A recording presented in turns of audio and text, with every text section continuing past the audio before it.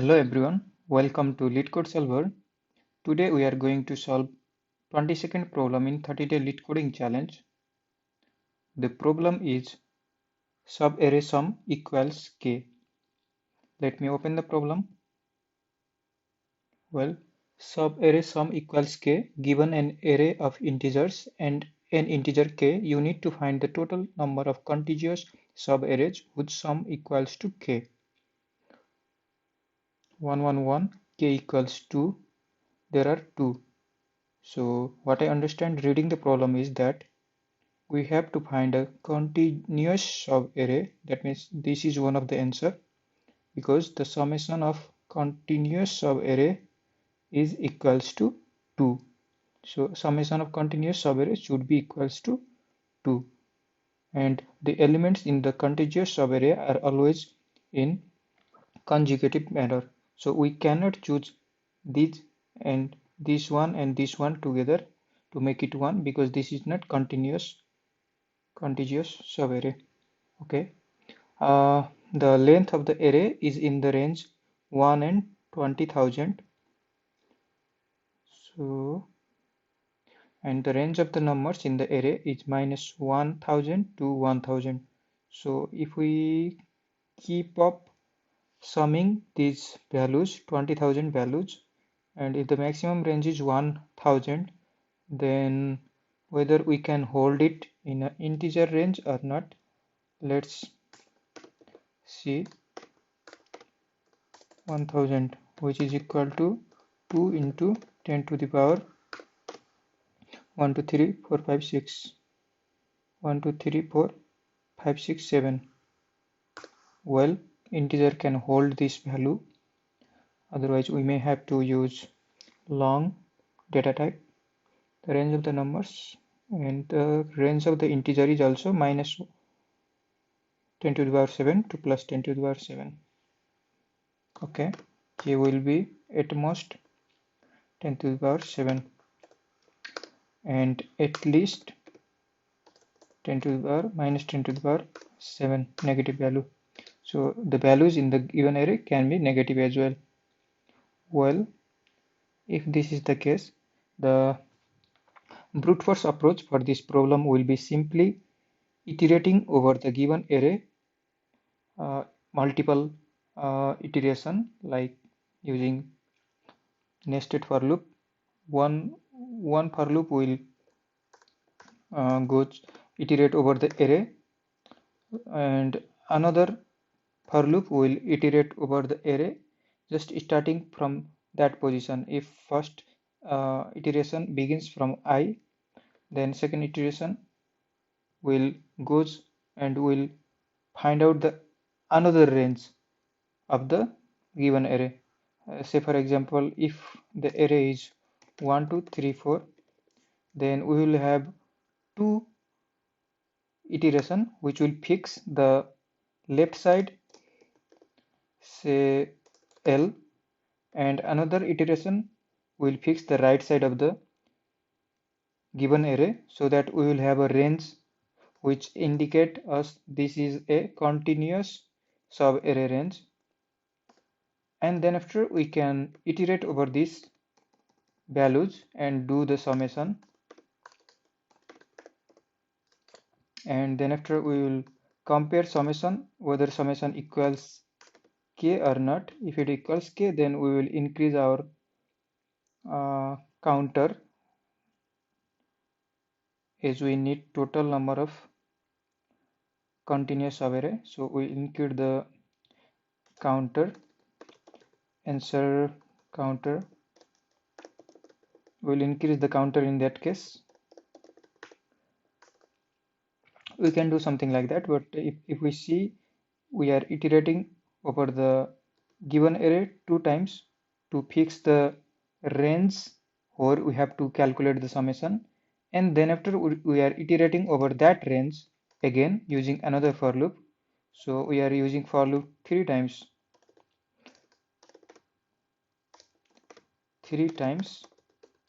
so the complexity would be big O of n cube, where n is the length of given array. Well, this is a very brute force solution. It will not pass. As we can see, n can be at least at most 10 to the power 2 into 10 to the power 5, 4. So if if the complexity would be very high for this to pass. Well, we may think about a better approach. The least better approach can be like just instead of using third loop to iterate over the range and calculate the summation, we can skip the third for loop, so that while beginning the range we can keep on tracking the summation of the values. If we do this, then we can reduce our time complexity to big of n square, but we can still optimize. Like the idea can be, if we have to find the range of subarray which summation equals k, then what we can do is, if we keep on tracking of the cumulative summation, cumulative prefix summation, then the range can be easily find out by, like, if we have I and j, where prefix sum of I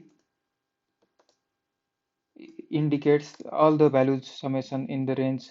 Like if say this is I, say this is j, this is the range, then prefix I will give us the summation of all the values up to this point,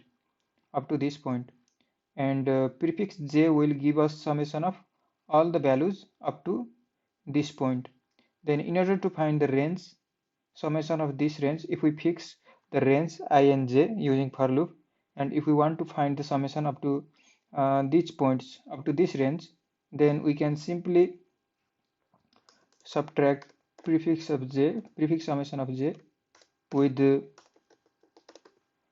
prefix of j minus 1 if we want to find the range up to this, because we are calculating whole summation from the beginning of the array up to this point, and we are interested to find the summation up to this point. So we can simply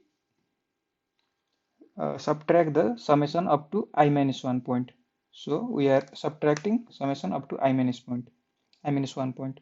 So in this way we can find out the prefix summation if we have already I and j provided. So I and j can be found by iterating over the loop using I for one for loop and j for another for loop. This will fix left boundary, and this will fix right boundary.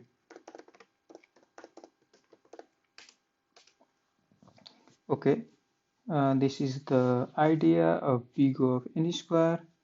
Then can we optimize further? Yes, we can optimize. Okay, if we put this summation into a counter holder, like in some lookup tables, which will keep track of for every summation how many number of times it occurs before the particular index. Then in order to find the total range of intervals or subarrays having summation k and ending at position I, then if prefix sum at I is x, suppose x is prefix sum of I. So right now we are interested in finding total number of subarrays ending up to I. So say this is a subarray and we are interested in total number of subarrays ending up to I, and we assumed that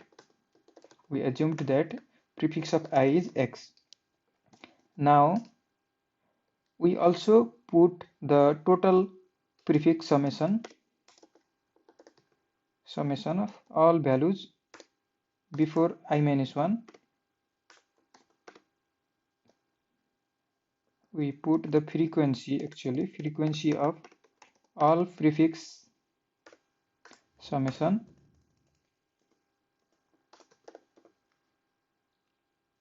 up to I minus 1 to a lookup table. Then the frequency can be retrieved from the lookup table. So we need a frequency of element of prefix summation which is equal to, we are interested in k, so prefix sum of I minus whatever the value, suppose say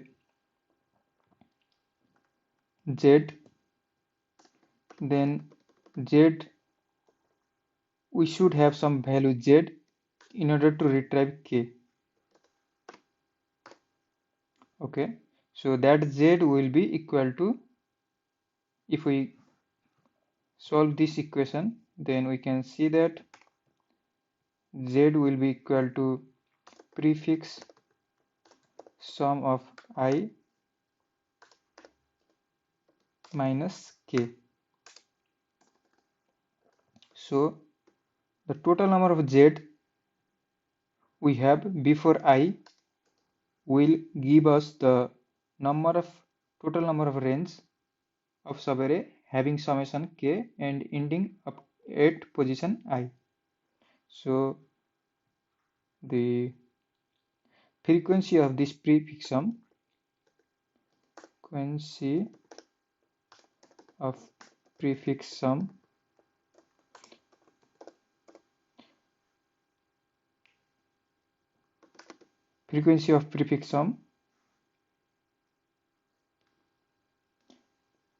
z,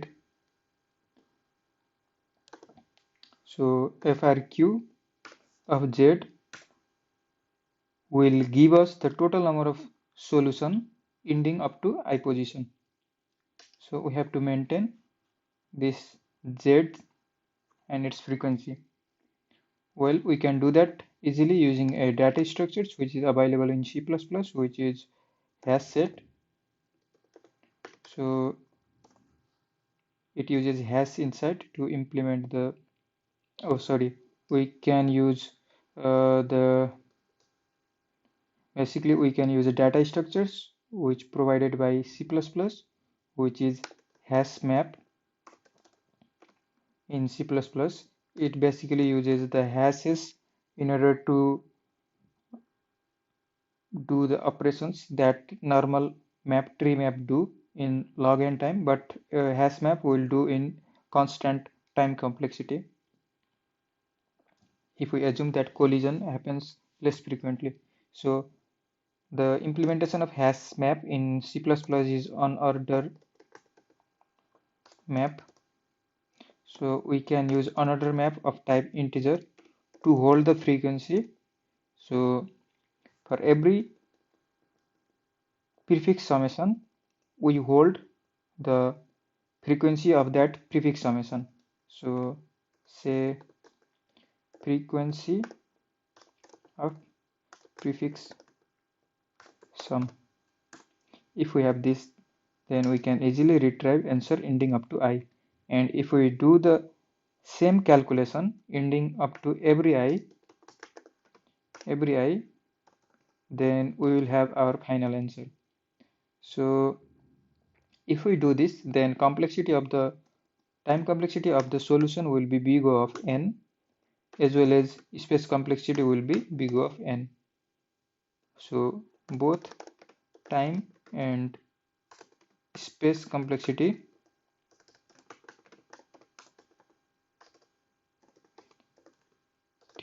of the solution is big O of n. Time because we are iterating only n times, and space because we are holding a lookup table which holds the frequency of the prefix summation, every prefix summation. So let's begin our code. Let's define n equals size of the given num, and let's iterate over the given array.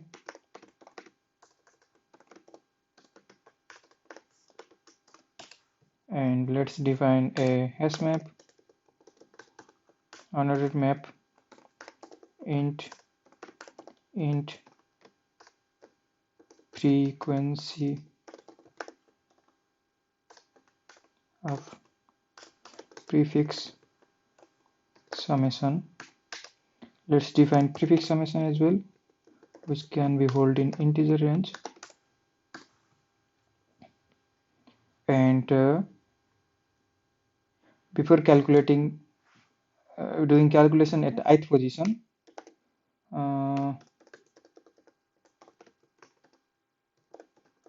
we will hold every value, hold every prefix sum before that, before I to hash map frequency. So let's put it in a hash map frequency of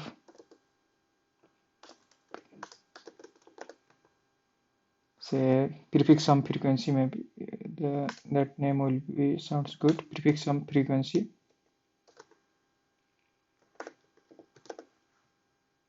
And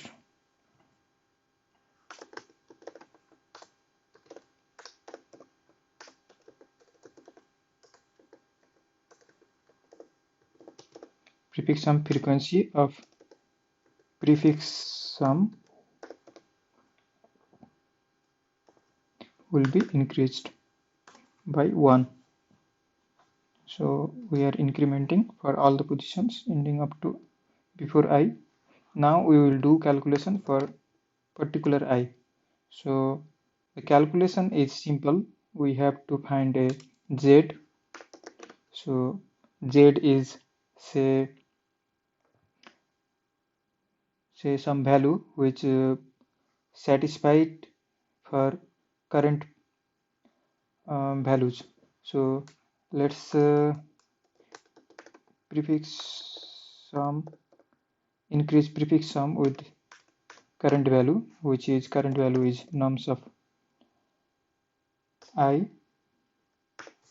And in order to find the supplement for this, like we did before, z is supplement, which basically provide us the value which are interested in. So let's define that value as a z, for example. Let's define as a z, which is equal to prefix sum minus k. And if we have to now, if this is in the prefix sum frequency, let count z. If it exists in the lookup table, then we will have an answer, which is our answer is basically total number of subarray. So total sub arrays equals 0, and now total sub arrays will be equals prefix sum frequency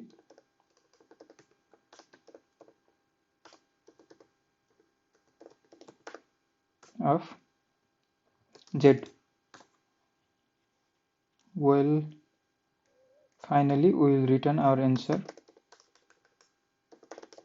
which is total sub arrays. Sounds good. Let's go through the code again. We first of all, let's test our code with the sample test case 111,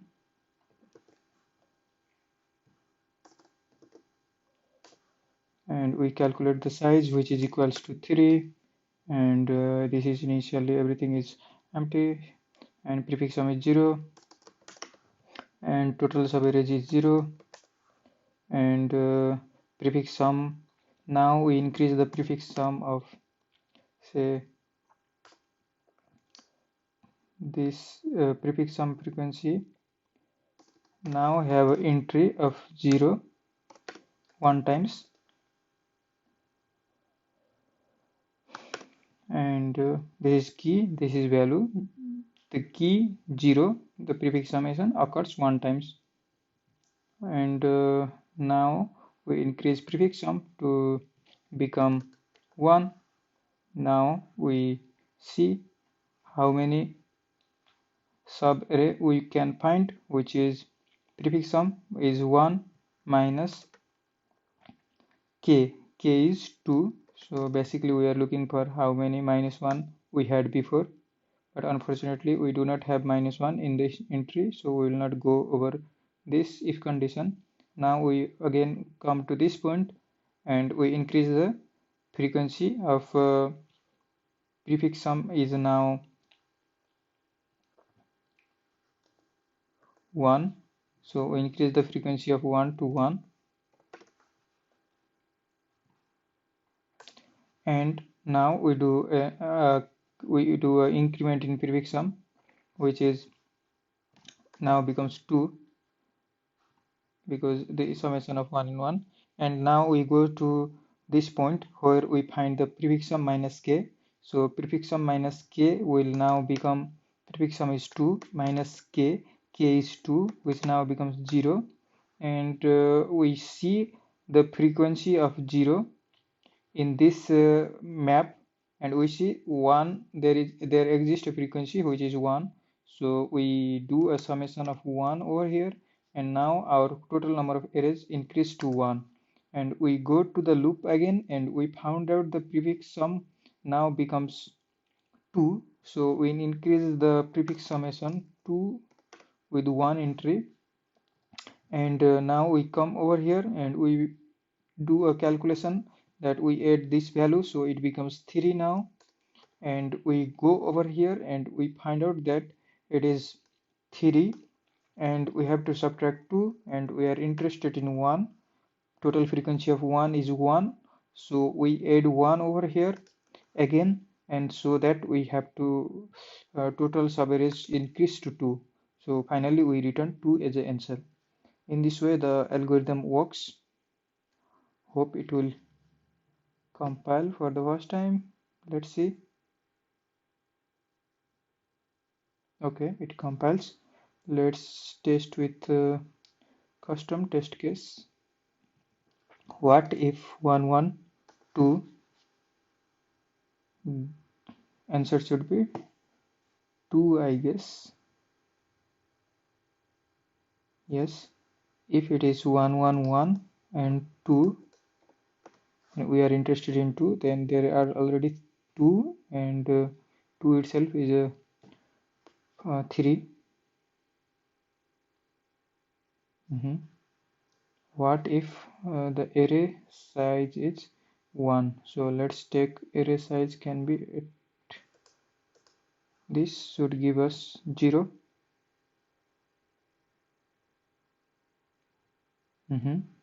And this should give us 1.